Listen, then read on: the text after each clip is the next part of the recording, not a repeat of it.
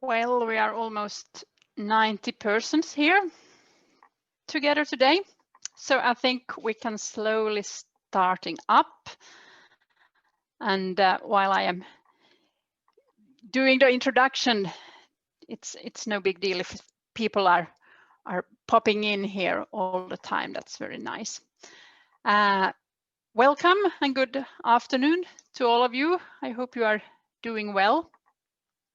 I don't know in how many countries we are today and what the weather is like, but here in Finland at least it has been snowing the whole night and the whole day today, so it will be an experience to go home then after this session.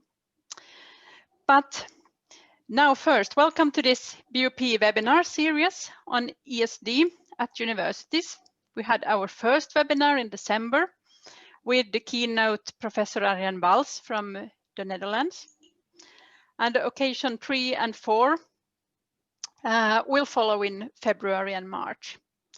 My name is Cecilia Lundberg, and I represent BUP Finland and Åbo Akademi University.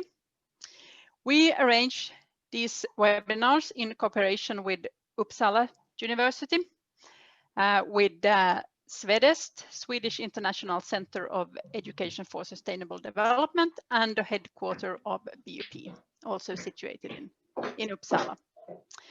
The first webinar was recorded and available on the BUP YouTube channel, so there you will find that.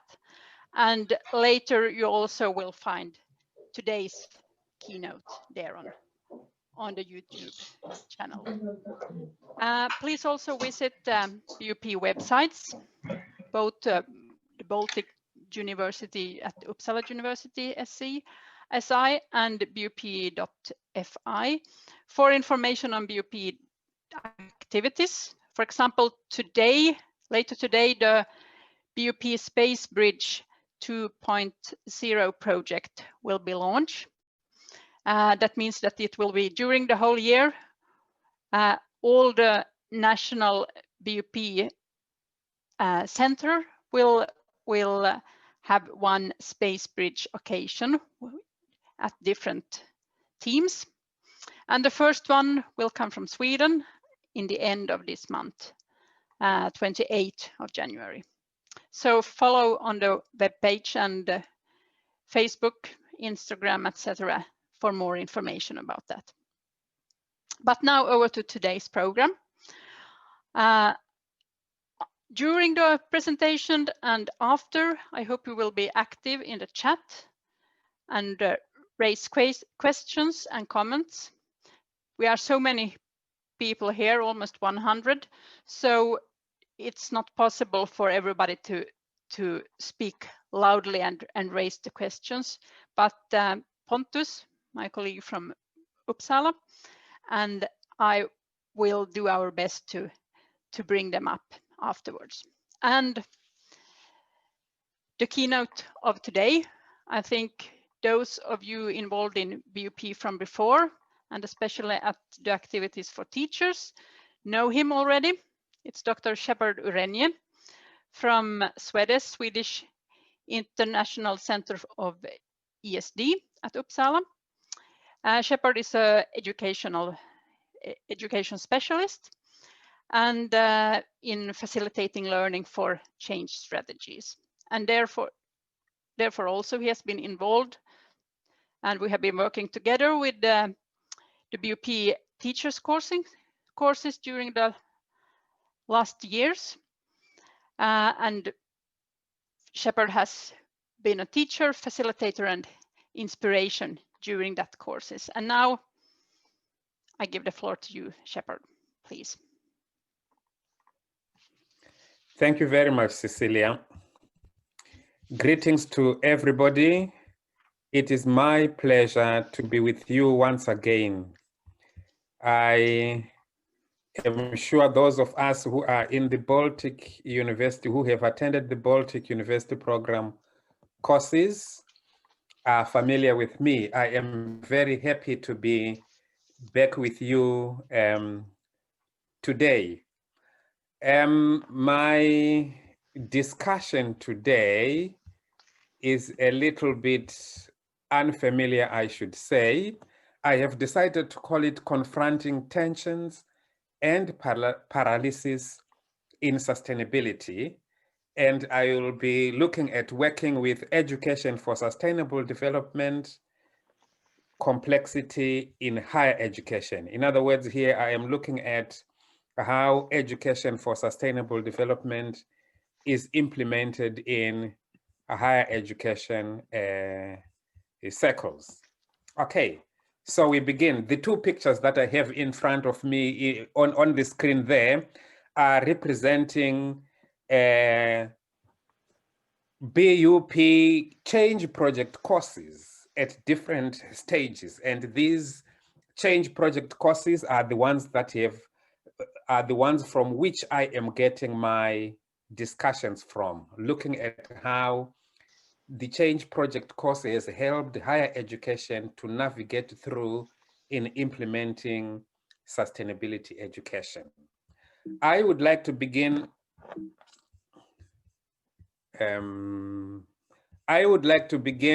by showing you what the discussion topic would be structured like today. I will discuss the dilemmas complicating the process of sustainability learning in higher education. I will also discuss the tensions resulting from instituting sustainability learning. We will discuss action paralysis, or the lack of agency or powerlessness in taking action in order to implement education for sustainability. This word here, agency, will appear quite often, especially towards the end. It is referring to the ability to take action. And then lastly, I will briefly look at the change project approach and the role of higher education. In other words, I am looking at how the change project approach can help institutions of higher learning to deal with tensions and paralysis in implementing education for sustainable development. Okay, so I think most of you are familiar with this picture here, our common future. It is a report from the World Commission on Environment and Development. I am sure you are aware of the Brundtland report, which is in this book here. And today, it is 34 years ago from now was the future. That is when this book was published, when this report was put together. And the question that most people will have, that I also have, are two of them there. The first one, why is the world still talking the talk? We are still talking about wanting to come out of sustainability. Why is it that we haven't taken steps to take us out of sustainability? The second question is, why is the world finding it almost impossible to walk the talk? And the global mess that humanity has created is linked to the way the current generation has been educated. In other words, I am saying you and me are probably part of the problem. We are part of the problem why we are not able to come out of unsustainability. And it is because of the way we have been educated. There have been attempts to try and deal with the global dysfunction, attempts to try and deal with the global mess in which we find ourselves. The most notable one is the Millennium Development Goals, 8 of them, which were instituted in 2000 to end in 2015. There were many good developments that took place during that time, but we all know that we did not arrive at our targets. We did not reach our targets. And most recently, we are talking about the Sustainable Development Goals, 17 of them, expanded from the Millennium Development Goals. And to date, 2021, it means we now have 9 years left to achieve those 17 goals. For an example, to have no poverty in 10 years' time, to have no hunger in 10 years' time, to have access to health for everybody in 10 years' time. We can go on and on and on and on. So in our mind, we should have this very deep, that is it going to be possible for us to achieve these goals within 10 years, considering the rate at which we are doing things right now. Okay, so the education dilemma here I would like to discuss. Either we will either respond and educate for poverty and inequality, or for prosperity. Now, the problem that education has is currently we have got a situation where we are living in poverty and inequalities. You may not be in poverty and in an inequality situation where you are, but elsewhere in the world there is. So we can educate so that people are able to live within poverty and inequality, or we educate for prosperity and equity. That's what we want to do. Now, the problem is, why are we not able to do that? Because that's where the future is. Another dilemma is that we can either respond and educate for conflict and war, okay? A situation of conflict and war is what we have right now. That is the status. But that's not what we want to educate for. We would like to educate for peace and unity. Why are we not able to do that? So that is the dilemma that we have in education. We can go on. The dilemma here of the Sustainable Development Goals. When I was searching, I went on to the Social Progress Index of 2020. This is what I found out. They say if current trends continue, the world will not achieve the Sustainable Development Goals until 2082. That's a long time to come.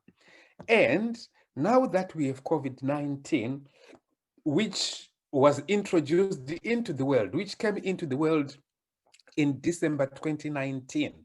So COVID-19 pandemic will set us back another decade, delaying achievement of the goals to 2092. What this means is we are now destined for more than 60 years behind the global target date of 2030.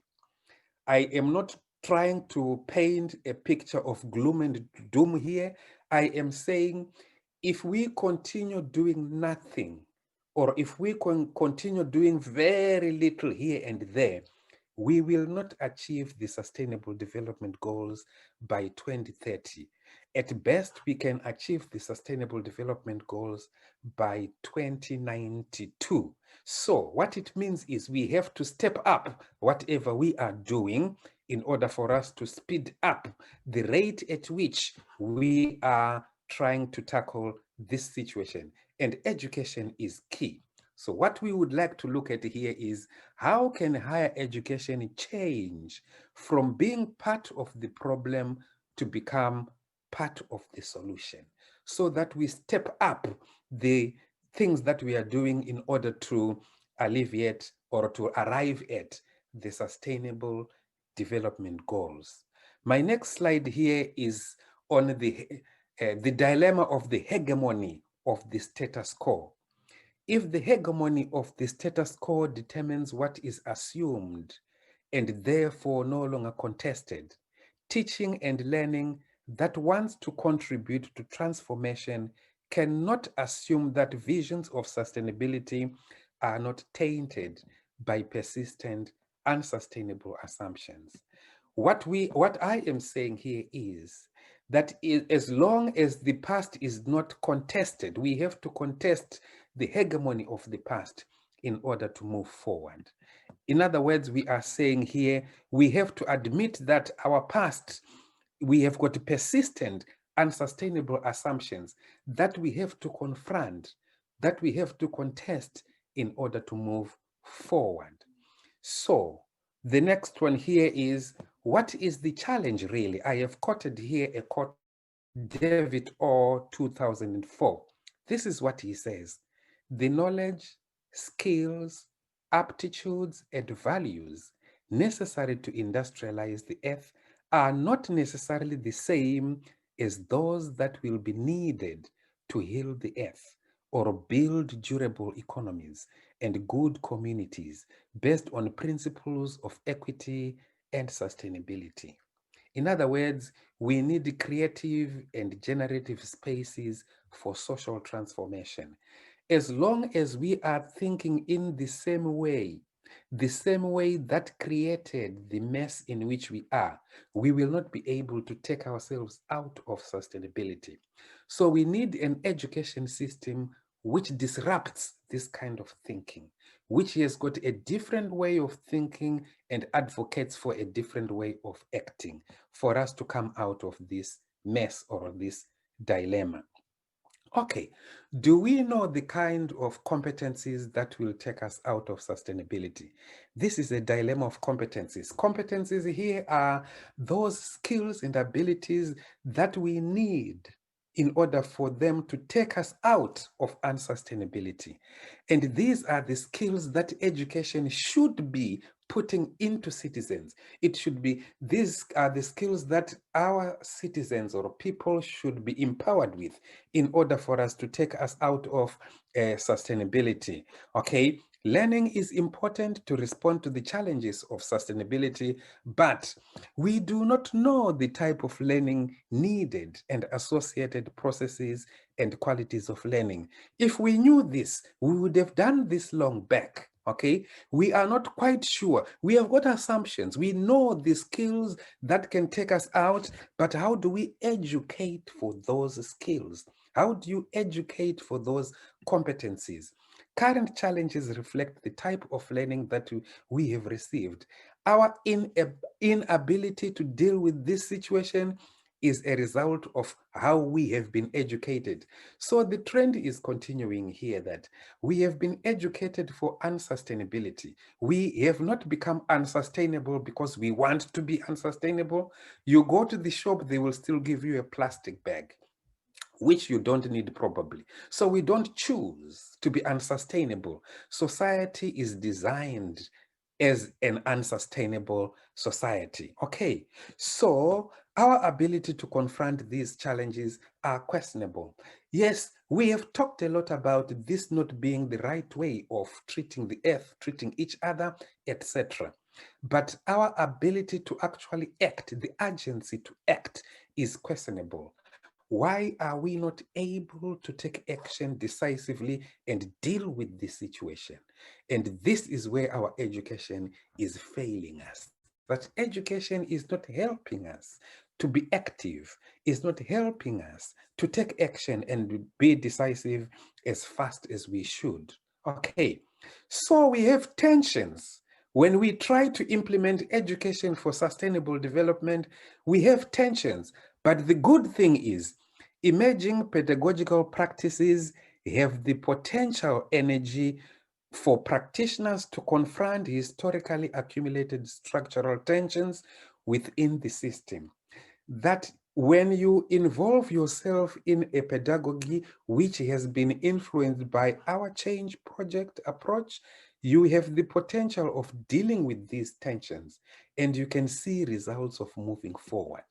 The tensions that I have isolated here are, some of them are curriculum tensions. When you try to change your curriculum, for an example here, when you have got a hegemony of the curriculum status quo, you have an old curriculum which is refusing to be transformed. This is true for most universities. It is not easy to change the curriculum of a university when you want to introduce sustainability. So this leads to what I can refer to as business as usual, which is the old curriculum, versus business as unusual. That is what we want to do. And the result there is disrupting transformative curriculum ideals. We want disruptive, transformative curriculum ideals so that we dismantle the old way of thinking and doing and we come up with a new way of thinking and doing. So we have got tensions there, okay? And then next, we have got ill-defined beliefs, attitudes, and intentions. These are not always the same from department to department, from institution to institution. And the result is that you end up with cosmetic changes to the curriculum. And yet what we want is transformative change. A transformative change is a complete change. But what is happening in most departments is you change here, you change there, you change the title of the course, you add a little bit of environmental education there and there. That does not mean that your students will become environmentally active. Okay, and the result is you end up with what I call agentive paralysis. This is an inability to take decisive action. Even when you have been given the tools and you have got all that you need, you're still not able to take action. I call it agentive paralysis. I will talk about it again just now. And then you have got here a struggle with the 21st century demands to meet transformative curriculum mandates. In other words, the 21st century demands that our curriculum should be transformative. It is demanding that, but we are not doing that. So what we end up doing is we end up with simplistic projects versus a radical curriculum innovation. Simplistic projects like recycling, like gardening, they are not bad projects, but they will not take us into sustainability, because some of us think when you can recycle, you have become sustainable. But we don't stand to think that when we recycle, you have only become less unsustainable. But what we really need is we want education to change the way we think. Then we can change the way we act. Some people, we are very good at recycling when we are at work, when we are at school, but when we go back home, we don't do the same. And the result is we have got competing sustainability objectives. So these are tensions within when we try to change the curriculum. These are not all of them, okay? Then some tensions are quite salient. In other words, these are not visible. They are they can be very invisible, and they can also disturb your implementation of sustainability. One of them is unwittingly imposing ideas onto unprepared recipients. In other words, those of us who now know, when we come and try to impose what we know on others who are not prepared to receive the new message, we have got a lot of symbolic power, and it will act like symbolic violence. These people will resist. There is a way of trying to introduce new ideas to colleagues, etc., so that we don't impose ourselves on them. That's one. Another salient one is the risk of excluding uninitiated. Sometimes we exclude others who could be in a position to help us in implementing ESD, especially when it comes to institutional. And I have called this unintentional exclusion, which results in inadvertent embargo. And lastly, I have got here the inability to take action despite having essential knowledge, skills, and attitudes. I have taken this one from the previous one as well. I call it synthesis paralysis.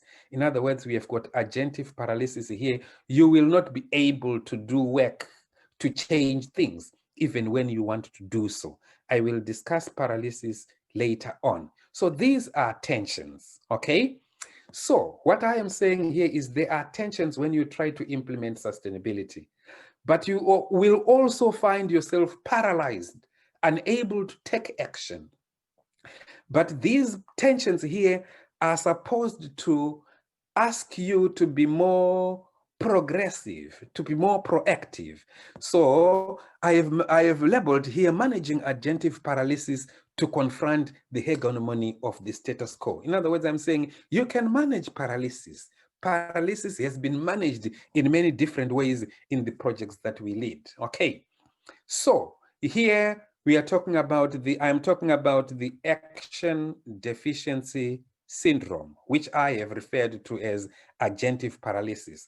I will go through this very quickly, otherwise it will take a lot of time. So, despite the success realized by some participants, there were times when their competencies are tested against agency, ability to act, and the result was occasionally participants became paralyzed and unable to take action, as they could not proceed even when they had developed the essential competencies.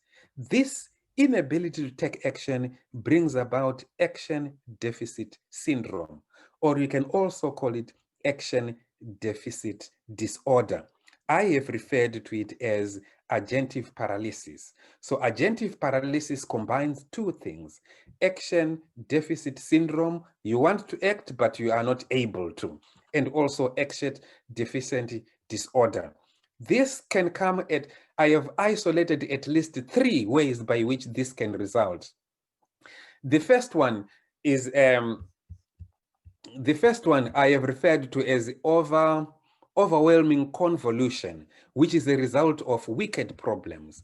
Okay, when you realize that the challenges are too severe, I'm going to use a diagram that you might be familiar with here. It is from Gibson and Fox.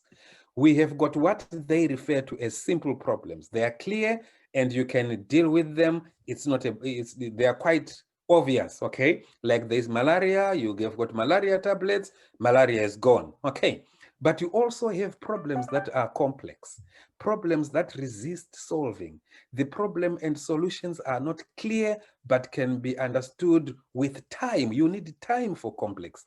Many familiar elements are hidden, root causes are not clear, and and they are also not linear here, okay?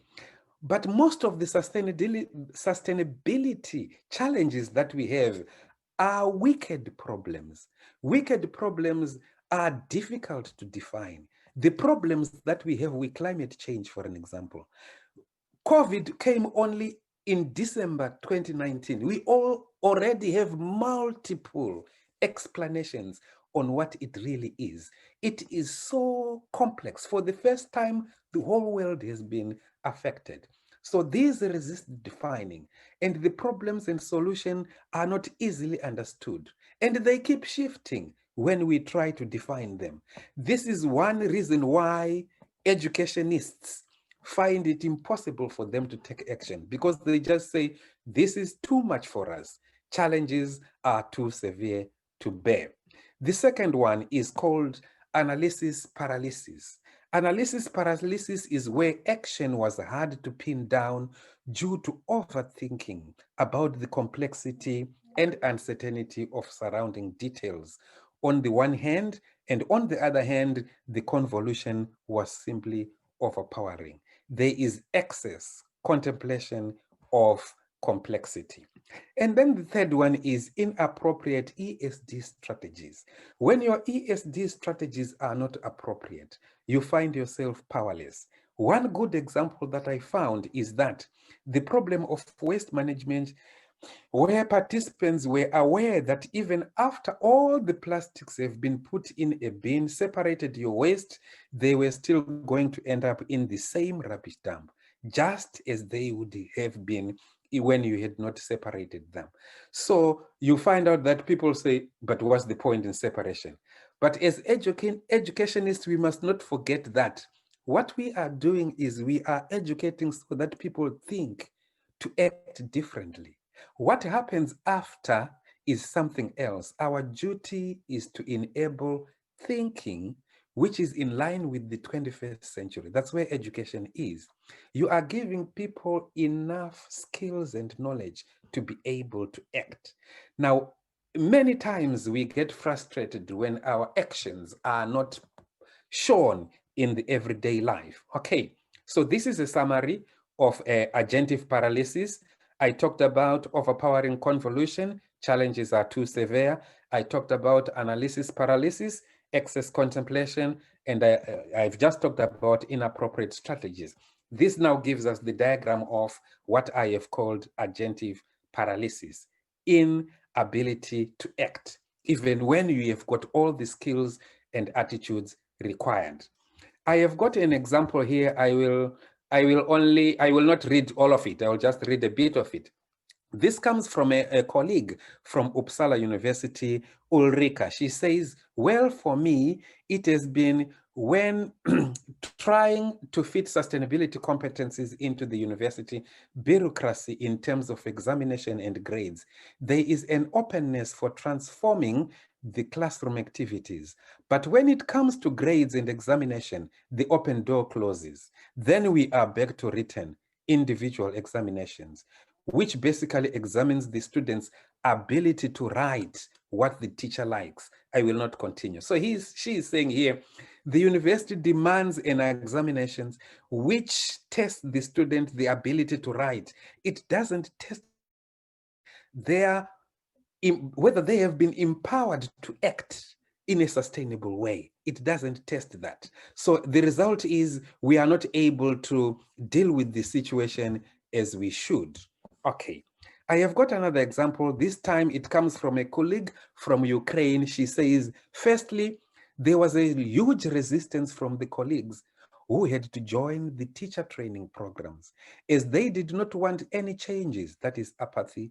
Later on, when there was the first positive experience, the resistance declined as a little bit, and the curiosity took place. I will not read the other one. The other one you can read for yourself because I will share this presentation with you. So the question is, how can higher education confront the dilemmas, tensions, action paralysis in learning for sustainability?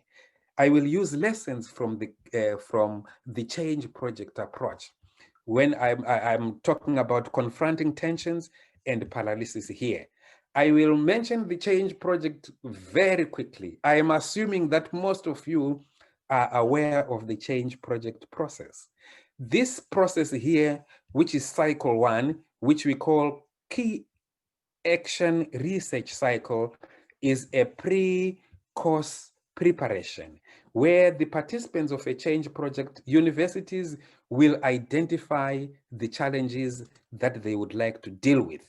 So that is cycle 1. Cycle 2, these are workshops. We have got regional workshops where universities from different countries come together in the first workshop to talk about their projects and to develop a change project approach.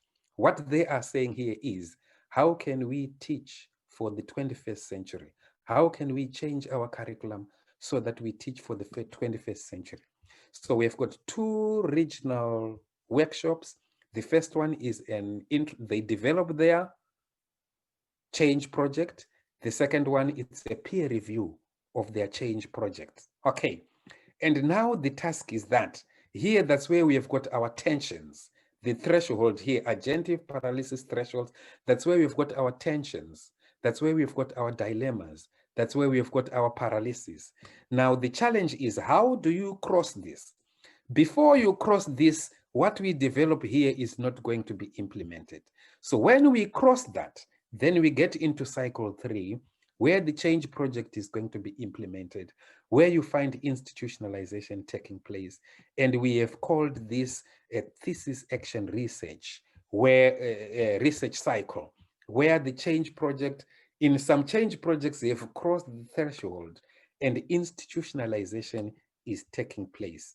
And when institutionalization has taken place, the result are those 3 things: professional capital, which is professionalism within individual teachers; institutional competence, which is the competence of the university or the institution to deal with challenges; and then cumulative professional agency, which is the agency that results from an accumulation of several professional abilities. I will describe it like this, okay? So you've got an ESD learning where you acquire new knowledge, new work ethic, and new pedagogical methods are introduced to you. Then the next thing is, when you go to your institution, you are challenged. The new knowledge is challenged or it is rejected. And you find yourself in pedagogical solitude. It means you are isolated. Some people go into so much isolation that they can even be depressed, that they can't implement. But this new knowledge can also be defended and applied, and you can build social relations. So it is the bottom area here where I am concentrating on, that the new knowledge is defended and applied, and you build social relations, okay? And the result is what we call professional capital or agentive practice. Agentive practice here is practice that is accompanied with taking action. I will not read the rest because I would like to go on to the next one here. This one here is the institutional capital. So what we do in the change project approach, we refer to Agenda 2030, which is the global policy on sustainability. National education policy, your country's national education policy with reference to ESD. And then your institutional policy with reference to quality of good education. So the next would be the change project course, which requires you to come to a regional, and you have got a regional and an institutional workshops take place. There is a lot of social learning that is taking place, and there is also transdisciplinary collegiality from different departments, from different universities, from different countries. And the result is you have got access to an ESD community of practice, which is essential. You have also inspired colleagues in your university. You have also extended professional knowledge and skills in yourself and others. And you have got you continue to develop yourself and others with the result of the change project, and you meet the stakeholder expectations. Stakeholders here being the students you teach, your community, and also your department. So, despite the tensions arising from a new way of thinking and acting, a higher level of professional practice is developing as a result of the catalytic agency of the change project approach. A combination of personal, relational, and collective agency has started to unfold, sowing seeds for a superior level of professional practice, which is called cumulative professional agency. Personal agency is what you can do yourself. Relational agency is what you can do with others. Collective agency is when we collect all the abilities that we have, what are we able to do together? And all these combined will result in what I have called cumulative professional agency. And it works like, I've already mentioned that. So you've got cumulative professional agency there. It has got long-term and short-term outcomes. For the short-term outcomes, we can isolate awareness, skills, attitudes, opinions, aspirations, motivations, behavioral choices. And we also have long-term outcomes, personal outcomes here, your lifestyle decision-making, personal principles, social action, and institutional, professional capital, learning environments, learning centeredness is different from learner-centered. Learning-centeredness, meaning everyone in that space is learning, including the teacher, the university lecturer, etc.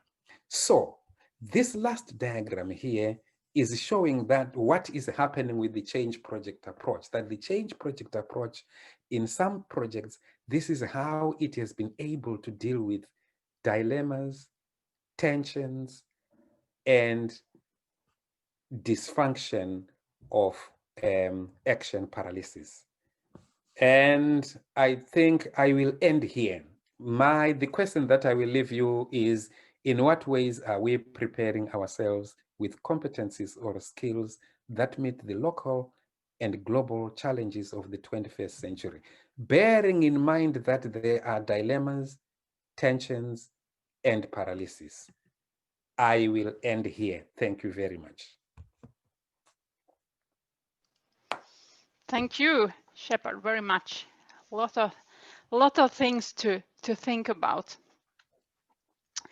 And I will now see if we have any comments here in the chat. Maybe I should I should unshare. How do I do that? Is it up there? Yes. Okay. At least here was one person that wonder what you are meaning by prosperity. To be more specific, what is the connection between prosperity and economic growth? There does not need to be a conflict between these concepts, but I also think many equate prosperity with increased economic wealth, which assumes economic growth. Yes. Okay, that one is a very good question. That's one reason why we have got conflicts when we talk about sustainable development, because the word development itself is contrary to sustainability. When you define it, the way economics is defined now, in education for sustainable development, at least in the change project approach, when we talk about education for sustainable development, the term development is referring to change. It is not referring to economic development. The term development in education for sustainable development, when it is applied to the context of the course that we run, it is referring to change. So when we talk about prosperity, we are talking about poverty alleviation, because when you talk about poverty alleviation, it is in the negative.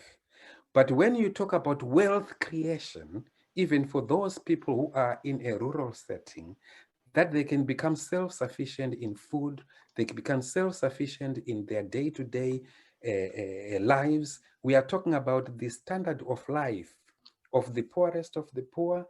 If they can have a wealth creation strategy, that is prosperity for them. They have prospered from what was and what is to be. Because here I would like to stress the term development in education for sustainable development in our course is referring to change, sustainable change. I don't know whether I've answered that person. Are you satisfied, Daniel? I see that you're sitting here. Yeah, he's knocking and nodding. Then, yeah, he has also another question, Daniel, that also asked about prosperity. How do we treat the internal tensions with the SDGs? For example, here is a Spacer et al. Report, the Sustainable Development Oxymoron, quantifying and modeling the incompatibility of sustainable development goals. It is in an international journal from Sustainable Development and World Ecology. So okay. Treat the international tension with the SDGs. Yes, I'm not sure whether you're saying international tension or internal tension. Internal, sorry. Internal tension, yeah. Okay, right. It is true, there are so many tensions. You see, the sustainable development goals themselves, 17 of them, they are laden with inconsistencies. There are so many inconsistencies there. And one thing that we should not miss here is that these are global goals. Global goals are very general. If you don't domesticate the sustainable development goals to your context, they will still remain global goals somewhere out there, okay?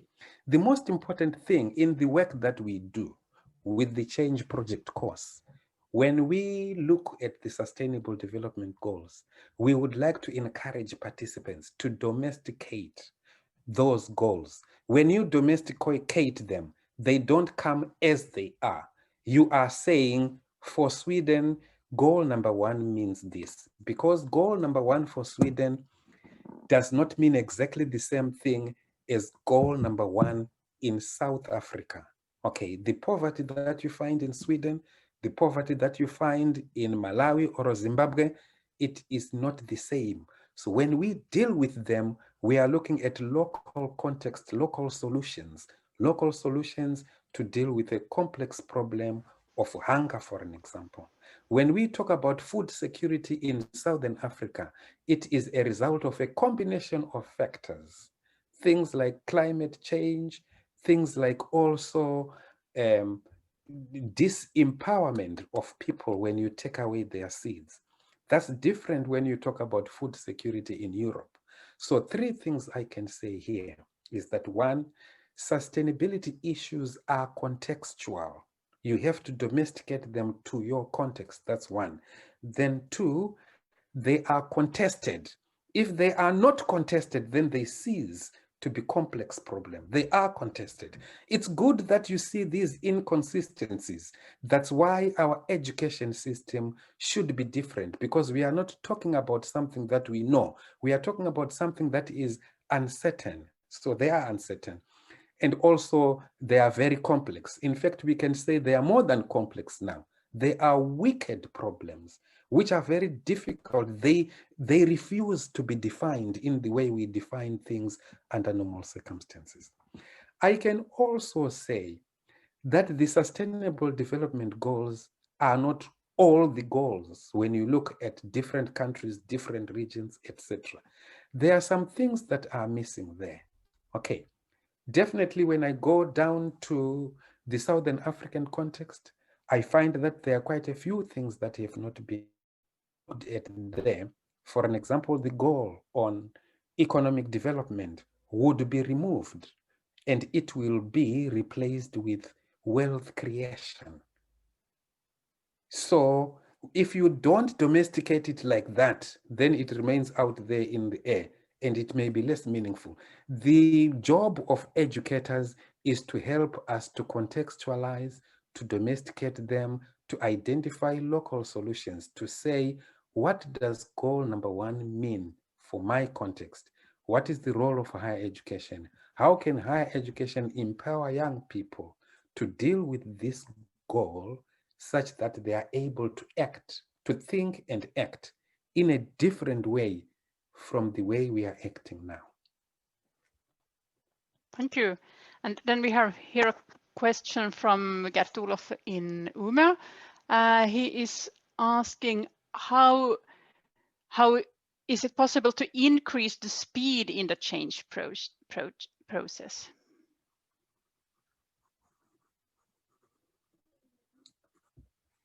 Good question. Yes, first of all, we should ask ourselves, what is it that we are not doing?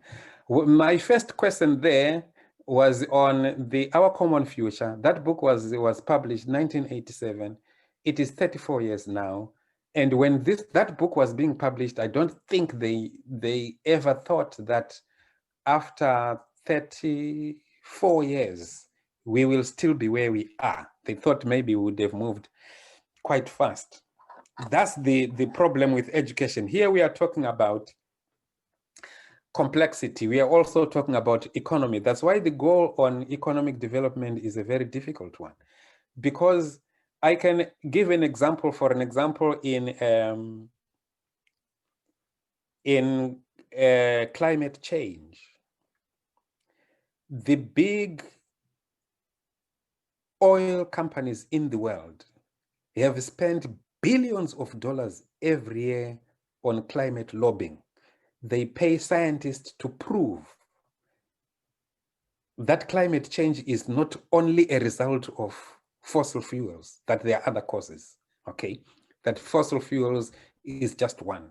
And removing fossil fuels will not solve the problem. They pay people to do that.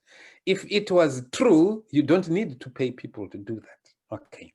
So we have got all these conflicting things coming in. So back to your question, is it possible to speed the rate at which we are changing? The question is, yes, it is possible to speed up the rate at which the situation is being tackled. But it must come from a multi-focal point. It needs politics, it needs civic organizations, it needs a lot of education and lobbying, it needs a lot of things to put into place. Government legislation, for an example. I will give an example of Sweden, for an example. I used to live on an island of Gotland. On the island of Gotland, there is no dump site. There is no place where rubbish from the houses will be placed. It doesn't exist. It is not there, okay? 100% of the plastics is recycled. All the food waste is put in one place and it goes to a place where it is made into biofuel, fertilizer, things like that, you see. So if Gotland can achieve that, it means Sweden can achieve that. This is not true for the whole of Sweden, but it is true for the island of Gotland. Okay, it is an example. So the cities, Visby is a very big city, but there is no dump site. It doesn't exist. The problem is we are not able to give up what we are used to. We are finding it very difficult to change from the status quo. And that change can only come as the result of education. So yes, it is possible. With the right kind of education, it is possible. Maybe not your generation and my generation are the ones who are resisting change. If you look at the youth movement all over the world, they are very different from us. And we are not giving them the right education, which makes it possible for them to think and act like us. So what I am saying here is it is possible if we prepare young people to think differently from what we are thinking. We may not be able to achieve these goals by 2030, but we don't want to go beyond 2030 to as far away as 2092. Okay, maybe 2040 or 2035, depending on how we have educated our young people and the society. But we can also look at a situation where it is not only the young people that needs this education. 1, 2, education cannot achieve this alone. We are talking about how can education contribute to the challenge that we have. Thank you. And here was also another one quite related. It seems that ESD is too slow to deal with the reality and current development. Okay, what I would like to say is that ESD can neither be slow or fast, because ESD is ESD. What is slow is how we are implementing ESD. It's us who are implementing ESD at a slow rate. We are not fast enough. We are not saying, let's change everything. We are not saying that, because ESD remains ESD. Okay. It is true that we are too slow in implementing. One quote that I gave you there from my colleague from Uppsala University at Gotland, when she says she has got a beautiful ESD course where students are doing multiple things about sustainability, etc. It's a beautiful course. But when it comes to examination, they have to write. And she's against that. That what are they writing? What does the university want them to write? What she wants is she wants them to prove that they can think and act in a sustainable way. And the university does not have any way of doing that. So she is frustrated. So it is how we educate. Have we implemented the competencies or the processes that are required for people to change their behavior, etc.? So my answer there is yes, we are slow in implementing ESD. We are slow in changing the way we teach, the way we learn. We are slow in changing policy so that we act now and not tomorrow. So ESD remains ESD, but we should implement it at a faster rate. We should change things at a faster rate. Thank you. And then I think perhaps we are reaching the last question for today. Our time is running up, but here was one, should we change the sustainable development goals because of COVID-19 in the world? Should we change the Sustainable Development Goals because of COVID-19? I don't know what that means. Maybe that question is saying, should we change the target year by which we would like to achieve the Sustainable Development Goals because of COVID-19? Because I said there, because of COVID, we are going to be 10 years behind. Apart from that, we are already, what did I say? I said we are going to achieve it by 2082, which is 50 years after. So because of COVID, we are going to be 60 years late. Maybe that question is saying, should we change the target and say, no, let's change Sustainable Development Goals to be achieved by 2040 or something like that? Personally, I don't think so. I think we should measure our progress against the targets that we have set. And then we should say, why have we not come here? And that will make it possible for us to step up. If we change the time and say, let's take up a little bit longer, then we relax more. Then we tell ourselves that we have got time when we don't have time, actually. If you look at the outcome of research that was done at the Stockholm Resilience Center on planetary boundary, there are quite a few planetary boundaries that have actually overstepped what it should be, that they are close to reaching tipping points, beyond which we cannot change things at all. Climate change is one of them. It is coming to a point where it will not be possible to reverse that. So I don't think we should change our target time. We should remain within that target time. The most important thing is we think about changing target time because we still want to enjoy unsustainability. And we think sustainability is not possible. It is possible. We are just not used to it. We haven't been educated enough for sustainability. That's our problem. Yeah, and was also what I was thinking about when you talked earlier about salient constraints, about it's quite much a question of power also to say that the unsustainable way is the way to be. Yes, I think our time is running up, and I thank you, Shepard, very much for today. And all of you that has been following us, we were in about 110 or more at most, I think. And then I thank Shepard, and I thank all of you, and then I hope we'll meet again after some weeks. Have a nice afternoon. Bye. Thank you very much. Bye-bye.